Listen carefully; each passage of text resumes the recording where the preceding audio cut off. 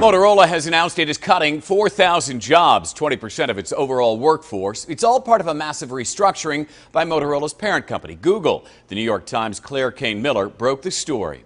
The company plans to leave unprofitable markets, stop making low-end devices, and focus on a few cell phones instead of dozens, said Dennis Woodside, Motorola's new chief executive. Fox Business goes further inside the numbers to the impact for the Motorola workforce. More than 1,300 of the 4,000 jobs lost will be from the United States. The cuts are the first step in Google's plan to reinvent Motorola, which has fallen far behind its biggest rivals, Apple and Samsung. CNET reports Google bought Motorola Mobility for $12.4 billion back in May, largely for its more than 17,000 patents. But the site notes there was other value in this purchase, which Google may want to now cash in on.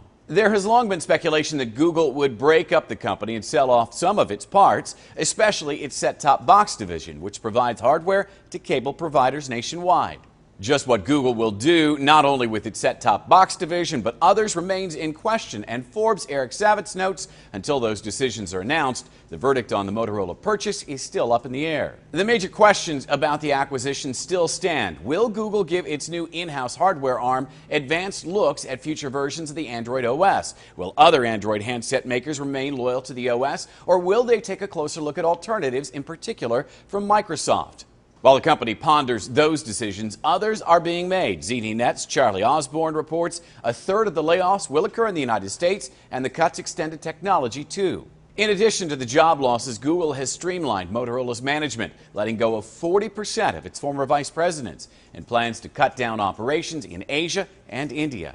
The Times' Miller says Motorola Mobility lost $233 million in its first 6 weeks under Google, and the phone business has been unprofitable for 14 of the last 16 quarters. I'm Jim Flink for Newsy. Multiple sources, the real story.